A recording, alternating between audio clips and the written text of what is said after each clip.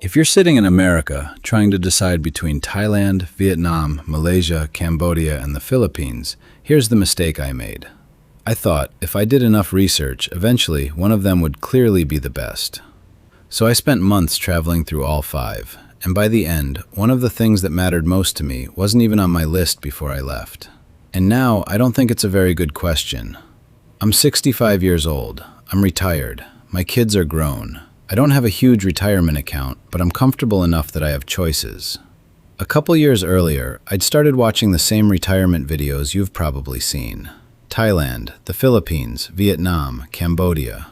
Before long, I had a spreadsheet for rent, food, healthcare, transportation, visas, and flights home. None of it gave me an answer. So instead of moving anywhere, I bought a round-trip ticket and decided to travel. I spent time in Thailand, Vietnam, Malaysia, Cambodia, and the Philippines. And I wasn't pretending a few weeks somewhere made me an expert on an entire country. I was just trying to figure out what my own day-to-day life might feel like there. Not 2 days in each place.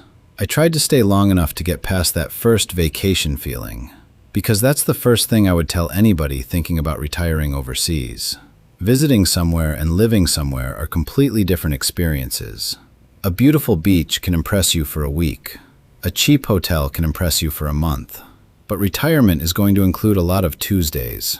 You're going to wake up, make coffee, need groceries, refill a prescription, pay an electric bill, get a haircut, sit around the house because it's raining, and figure out what you're doing for dinner. That's the life I wanted to test. I wasn't looking for the best vacation. I wanted to know whether I'd still like the place once I wasn't doing anything interesting. Every country changed my list a little. By the end, rent, food, and transportation weren't the things I was thinking about most. There was one issue I hadn't even put on the spreadsheet. Because before this trip, I thought my biggest retirement question was, how much is this going to cost me? After traveling around Southeast Asia, that question moved a lot farther down my list. Not because money isn't important, it absolutely is. But there are things I would worry about now that I barely thought about before I left America. And if I were planning this trip again, those are the things I would research first. Thailand was one of the countries I expected to like. And I did. The first thing that stood out wasn't the beaches or temples. It was how easy I could make my life if I wanted to. I could stay somewhere walkable. I could get food easily. Transportation was available. There were modern shopping centers, pharmacies, hospitals, and plenty of other foreigners around. After a few weeks, I understood why so many retirees choose Thailand. There were moments where I thought, this could work. Thailand was where I started thinking more seriously about convenience. At 65, I care about convenience more than I did at 35. That's hard for some guys to admit. Before I left America, I'd pictured myself using public transportation for everything, living farther out to save money, and just figuring things out as I went. Then one afternoon, I got off at the wrong stop, walked way farther than I meant to in the heat, and still had to find a pharmacy. Nothing bad happened. I was just worn out. And I remember thinking, I'm fine doing this at 65. How much patience am I going to have for it at 75? Thailand made me start judging places based on how much effort an average day required. Then I went to Vietnam, and it had almost the opposite effect on me. I loved the food, the morning coffee, the energy, and how far my money went. But after a couple weeks, the little things started wearing me out. Traffic, translation, crossing streets, figuring out another simple errand. One day, I spent probably 20 minutes trying to explain something basic in a shop with my phone in my hand.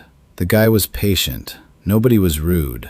It was just one of those moments where I thought, would this still feel like an adventure at 75? Or would it just feel tiring? I'd go back to Vietnam in a heartbeat. I was less sure I wanted to grow old there. At that point, I still thought this was mostly a question of cost and convenience. Malaysia was where healthcare suddenly became a much bigger part of the decision. Malaysia surprised me. I didn't hear Americans talk about it nearly as much when I first started researching retirement. But there were days there when life just worked. Shopping was straightforward. There were places where English was easy to use. The food choices were incredible. The infrastructure in the areas I visited was good. Malaysia was also where healthcare stopped being just another number on my spreadsheet. I had a minor issue one evening. Nothing serious, but serious enough that I started wondering where I'd go if it got worse. So I opened the map. Hospital. Pharmacy. How long would it take to get there? Could I explain what was wrong? What would I do if this happened late at night? After that, I started noticing really boring things everywhere I went. Elevators, sidewalks, transportation, how far the grocery store was from the apartment. Stuff I barely thought about when I was younger suddenly mattered. Then I went to Cambodia. That's where I finally started questioning the way I was comparing these places. I had become obsessed with how cheaply I could live. Every time I found an inexpensive apartment, I felt like I'd discovered something. Cheap meal? Victory. Cheap transportation? Victory. Low monthly budget? Even better. Then one evening I was sitting by myself looking at what I'd spent that week. The numbers were great. I was spending less than I had almost anywhere else. And I remember looking at it and thinking, okay, but do I actually want to live here? That bothered me because up until then, I'd been treating the lowest monthly number like the winner. After that, I stopped trying to see how low I could get my budget. That's why I'm careful now when somebody says, you can live here for $1,000 a month. Okay, what's included in that? Are you running air conditioning? Eating Western food sometimes? Using private health care? Flying home once a year? Those choices can completely change the number. I stopped asking how cheaply somebody else could live and started asking what my own life would cost. By then, I'd been through 4 countries and still couldn't tell you where I wanted to stay. I thought I'd judge the Philippines the same way I judged the others. I didn't. The Philippines wasn't perfect either. Traffic and heat got on my nerves, and there were things Thailand and Malaysia simply made easier. But I noticed one difference pretty quickly. I was having actual conversations with people. Actual conversations. Someone would ask where I was from. Then we'd talk about America. Then they'd tell me where their family lived. Then somebody would make a joke. Then somebody else would join the conversation. 20 minutes later, I'm still standing there. Being able to speak English most of the time mattered way more than I expected. I could joke with somebody. I could explain what I needed. I could have a conversation that wasn't just ordering food or asking directions. That sounds small until you've spent weeks pulling out your phone every time a conversation gets more complicated. And that's when I started thinking about something I hadn't really planned for. If I actually moved overseas, who was I going to talk to? Where would I go on a quiet afternoon? Who would know my name? If I needed help, could I actually explain what was wrong without turning it into a whole project? I'd met retirees during the trip who had built great social lives, and I'd met others who seemed just as lonely as they'd been back home. I didn't want to move 8,000 miles just to sit alone in a cheaper apartment. That's why the Philippines stayed in my head. That was the part I hadn't known how to put on a spreadsheet. It wasn't winning every category. It was just easier for me to picture an actual life there. If I were planning this trip again, I'd test 5 things before signing any long lease. First, give yourself a couple boring days. Don't sightsee, buy groceries, do laundry, cook something, sit around the apartment for an afternoon. See whether you still like the place when nobody is entertaining you. Second, do a healthcare dry run before you need healthcare. Find the hospital, find a pharmacy, figure out how you'd get there at night. If you take regular medication, find out how you're going to handle that. Third, do one slightly complicated errand, not ordering lunch, something where you actually have to explain what you need. That's when you'll find out how much the language difference bothers you. Fourth, spend one night with no plans. Don't go meet other tourists just because you're bored. Sit there and ask yourself what your social life would actually look like if you lived there. And fifth, keep enough money and enough connections back home that you can change your mind. I wouldn't sell everything, buy a house overseas and announce I'm never coming back after one good month. Rent first. Keep emergency money. Make sure your bank accounts work. Keep whatever American phone access you need. Know what a flight home costs. I don't know where I'm going to want to live when I'm 75. I just need to know what works for me now.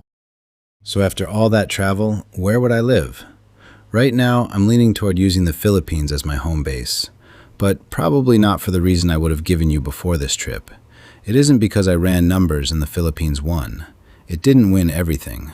There are countries where I found better transportation. There are countries where some things cost less. There are places with infrastructure I liked more. There are places where I would gladly spend another month or two every year. But when I pictured actually living my normal life, the Philippines kept coming back into the conversation. Being able to communicate and build a social life mattered more to me than I expected, and I felt more comfortable there than I thought I would.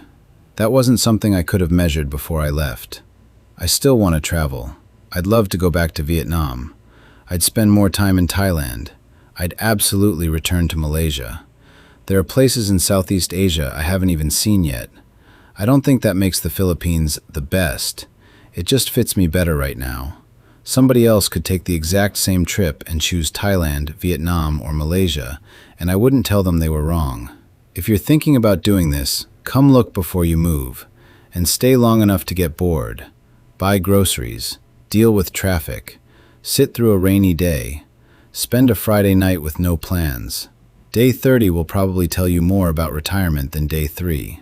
I went to Southeast Asia looking for the best place to retire. I came out of the trip asking a different question. Where can I build a normal life I actually want? Right now, I'd start in the Philippines. I'm still keeping enough money set aside for a ticket home, though. I've learned not to make a forever decision when a 6-month lease will do.